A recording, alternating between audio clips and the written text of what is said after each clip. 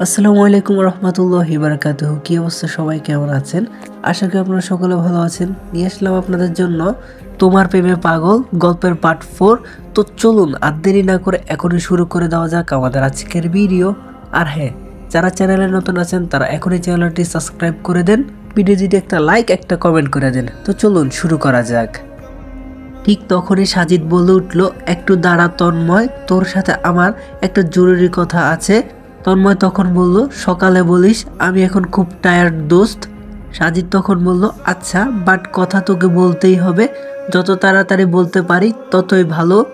পরের দিন সাজিদ একটা গান গাইলো। তখন একজন বলে উঠল, দোস্ত, গানটা একদম ফার্স্ট ক্লাস হয়েছে, এমনিতে তুই যা হ্যান্ডসাম, মেয়ে মানুষ তোর গান শুনলে একদম ফিদা হয়ে যাবে। ঠিক তখনই তন্ময় বলে উঠল, বন্ধু, সেই চান্স আর নেই, আমাদের সাজিদ অলরেডি বিয়ের পিঁড়িতে বসার জন্য এক পা বাড়িয়ে দিয়েছে।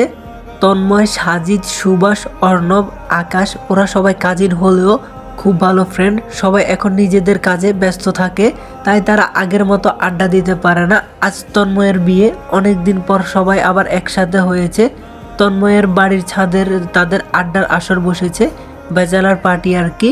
তাদের আড্ডার এক পর্যায়ে সুভাষ তন্ময়কে উদ্দেশ্য করে বলে উঠল, বন্ধু, আর 2 দিন বিয়ের পিঁড়িতে বসতে যাচ্ছ, তো আমাদের একমাত্র ভাবিকে তুমি কতটুকু ভালোবাসো সেটা তো একবার পরখ করে দেখতে ইচ্ছে করে। কি বলো বন্ধুগণ? সবাই সুভাষের কথায় সায় দিয়ে বলল, অবশ্যই। সুভাষ তন্ময়ের দিকে তাকিয়ে বলল, কি করা যায়? তুই বরং ভাবিকে উদ্দেশ্য করে একটা গান ধর, গানটা যেন রোমান্টিক টাইপের হয়। তন্ময় তখন বলল, ভাই, আমি মাপও চাই, দোয়াও চাই। তোরা তো জানিস আমি গান গাইতে পারি না, তাই আমার প্রাণপ্রিয় বন্ধু হইয়া তোরা আমারে এমন করে ফাঁসায় দিস না, দোহাই লাগে তোদের। তন্ময়ের কথা বলার ভঙ্গি দেখে সবাই পিক করে হাসি দিল। আকাশ তখন বলল, দোস্ত, তুই পারিসও বটে, গান গাইতে না পারলেও অভিনয়টা কিন্তু একদম দারুণ করিস। কিন্তু আজকে তো এসব বললে হবে না, একটা গান আজকে তোকে গাইতেই হবে। তন্ময় তখন বলল, প্লিজ দোস্ত, এরকম করিস না।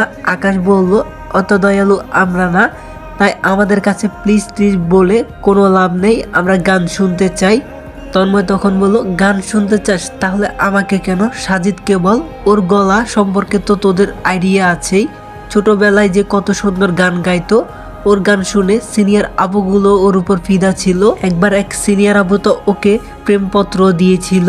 সাজিদ তন্ময়ের দিকে রাগী দৃষ্টিতে তাকিয়ে দাঁত চেপে চেপে বলল, আবার আমাকে এর মধ্যে টানিস কেন? ঠিক তখন আকাশ বলে উঠল, সাজিদেরও গান আমরা শুনবো, কিন্তু তার আগে তোকে গান শোনাতে হবে। তন্ময় বলল, প্লিজ। আকাশ বলল, কোনো ছাড় নেই, গান শুরু কর। তন্ময় বলল, আচ্ছা, আমি গাইবো, তার আগে সাজিদ একটা গান গাক, ওর গান শুনে একটু সাহস সঞ্চয় করে নিই। দাঁড়া সাজিদ, আমি তোর গিটারটা নিয়ে আসি। সাজিদ তন্ময়ের দিকে রাগী দৃষ্টি নিক্ষেপ করে মনে মনে বলল, আমাকে ফাঁসিয়ে দিয়ে আবার ঢং করা হচ্ছে। আর মুখে বলল, তোর যেতে হবে না, আমি নিজে আনতে পারবো। এদিকে তিথি রাগে গজগজ করে হাঁটছে।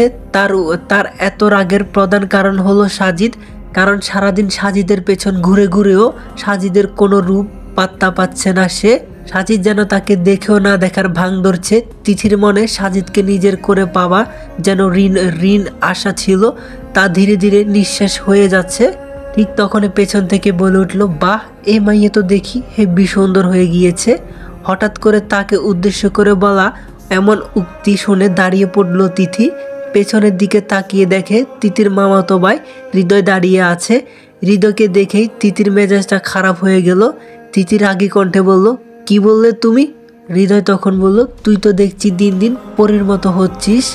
তিথি তখন বলল, আর কিছু বলার আছে?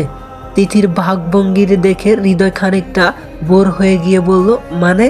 তিথি তখন বলল, মানে বাদ দিয়ে আসল কথাটা বল, কি দরকার?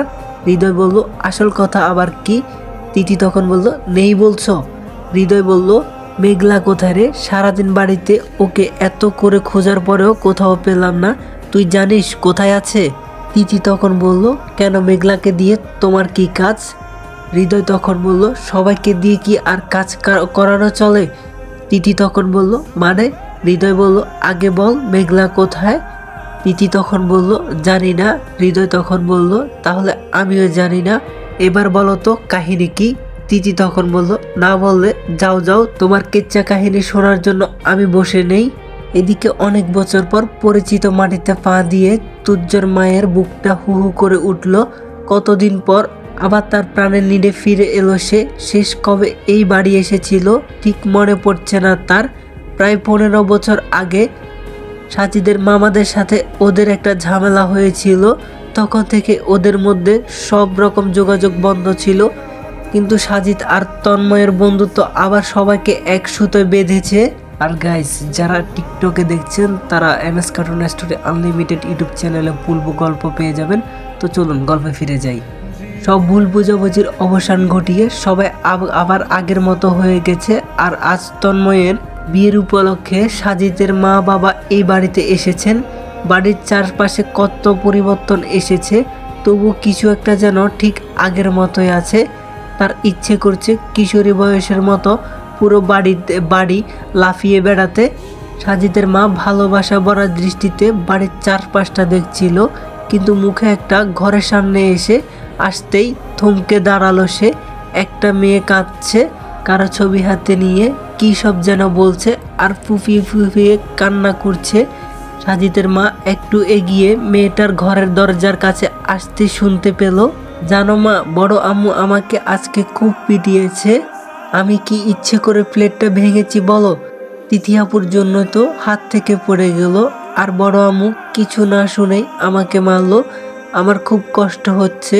তুমি খুব পচা আম্মু, তুমি আমাকে একা ছেড়ে চলে গেলে। বলো না তুমি কবে নিতে আসবে আমায়? মেঘলার মুখে এসব কথা শুনে সাজিদের মায়ের মনটা ভীষণ খারাপ হয়ে গেল। মেয়েটার জন্য ভীষণ কষ্ট হচ্ছে তার। সে মনে মনে ভাবতে লাগলো, মেয়েটাকে এভাবে বসে বসে কান্না করছে। সে নিঃশব্দে মেঘলার ঘরে গিয়ে তার মাথায় হাত রেখে বলল, কাঁদছো কেন মা? পেছন থেকে কারো কণ্ঠস্বর শুনতে পেয়ে মেঘলা হাতে উল্টো পিঠ দিয়ে কোনো মতে চোখটা মুছে একটু হাসার চেষ্টা করে বলল, কে বলল আমি কান্না করছি? আমি একদম কান্না করছি না তো, এই দেখো আমি তো হাসছি। সাজিদের আম্মু তখন বলল, বড়দের কাছে মিথ্যে বলতে নেই। মেঘলা তখন বলল, আমি মিথ্যা বললাম কোথায়? সাজিদের আম্মু বলল, মিথ্যাই তো বললে।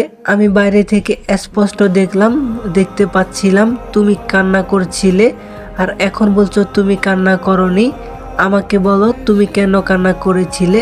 আমি তো তোমার মায়ের মতো, তাই না? মায়ের মতো কথাটা শুনে মেঘলার চোখ দুটো চকচক করে উঠল। সে আনন্দিত গলায় বলল, তুমি আমার মা হবে? সাজিদের মা বলল, আচ্ছা যাও, আমি তোমার আম্মু। এবার বলো তুমি কেন কান্না করেছিলে? মেঘলা বাচ্চাদের মতো করে বলল, না আমি বলবো না। তাহলে বড় আম্মু আমাকে আবার মারবে। সাজিদের আম্মু বলল, বড় আম্মু তোমাকে মারবে কেন? আর তোমার হাতে এটা কার ছবি দেখি? মেঘলা তখন বলল, আমার মায়ের। কথাটা বলেই মেঘলা ছবিটা সাজিদের মায়ের দিকে এগিয়ে দিল। সাজিদের মা ছবিটা দেখে অবাক হয়ে বলল, এটা তো আয়েশার ছবি। তার মানে তুমি মেঘলা? আমাদের মেঘলা, কত বড় হয়ে গিয়েছিস। আয় দেখি, এদিকে আয়, একটু বুকে জড়িয়ে ধরি। মেঘলা বাচ্চাদের মতো করে বলল, তুমি আমার আম্মুকে চেনো? সাজিদের মা বলল, হ্যাঁ। মেঘলা তখন বলল, কিন্তু তুমি কে? তোমাকে তো আগে কখনো দেখিনি। সাজিদের মা বলল, আমি তোমার পুপি হই। আয় মা, এদিকে আয়, তোকে একটু বুকে জড়িয়ে ধরি। মেঘলা তখন বলল, তুমি আমার পুপি? কি মজা! তাহলে ঋতুর মতো আমারও পুপি আছে। ঋতুর পুপি ওকে কত আদর করে, হাসপাতালে গিয়ে ওর জন্য কত কান্না করে, যাতে ঋতু তাড়াতাড়ি সুস্থ হয়ে যায়। কথাটা বলেই মেঘলা সাজিদের মায়ের দিকে তার 2 হাত বাড়িয়ে দিয়ে বলল, পুপি, তুমি তাহলে এখন থেকে আমায় আদর করবে। সাজিদের মা সাজিদের মা মানে মেঘলার পুপি মুচকি হেসে পরম আদরে মেঘলাকে বুকিয়ে জড়িয়ে ধরে ওর মাথায় হাত বুলিয়ে দিতে লাগলো, যেন মেঘলার মধ্যে তার মরা ভাইটার ছায়ায় দেখা পাচ্ছে। আর মেঘলাও বাধ্য মেয়ের মতো তার বুকে মুখ গুজে রইল। চাতক যেন এক ফোঁটা বৃষ্টির জন্য সারা বছর অপেক্ষা করে বসে থাকে, ঠিক তেমনই মেঘলাও ভালোবাসার চাতর। একটুখানি ভালোবাসার জন্য সে সব করতে পারে। মেঘলার বাবা মা মারা যাওয়ার পর থেকে তন্ময় ছাড়া সত্যিকার অর্থে আর কেউ তাকে ভালোবাসেনি। আর যারা একটু একটু আদর সিম্পাতি দেখিয়েছে শুধু তাদের স্বার্থের লোভে, অনেকদিন ফুপিকে এভাবে কাছে পেয়ে মেঘলার মনে হচ্ছে তার মা যেন তাকে জড়িয়ে ধরে আছে। মেঘলার ভাবনার মাঝে ওর ফুফি তখন বলল, তো গাইস পার্ট 4 কেমন লাগছে ওইটা কমেন্ট করে জানাবেন। আর যদি নেক্সট পার্ট খুব তাড়াতাড়ি চান তাহলে এখনই like comment share and subscribe করে দেন। আর বেশি বেশি করে কিন্তু কমেন্ট করতে হবে যাতে নেক্সট পার্ট আমি আরও তাড়াতাড়ি দিতে পারি, আমার আগ্রহ যেন বাড়ে। আর এই গল্পটা কিন্তু ইনশাল্লাহ অনেক সুন্দর হতে যাচ্ছে, আপনারা দেখলেই বুঝতে পারবেন। তো যারা এখনও নতুন আছেন প্লিজ তাড়াতাড়ি চ্যানেলটা সাবস্ক্রাইব করে দেন। তো সবাই নতুন ভিডিও আসা পর্যন্ত সবাই ভালো থাকবেন, সুস্থ থাকবেন, খোদা হাফেজ। আর গাইস ডিসক্রিপশন বক্সে একটা চ্যানেল দেওয়া আছে, ওই চ্যানেলটা সবাই সাবস্ক্রাইব করে দিবেন। সবাই যদি তার গল্পটা ভালো লাগে সবাই একটু তাকে সাপোর্ট করবেন, আর আমাকে যারা ভালোবাসেন তারা একটু সবাই ওকে ভালোবাসা দেখাবেন।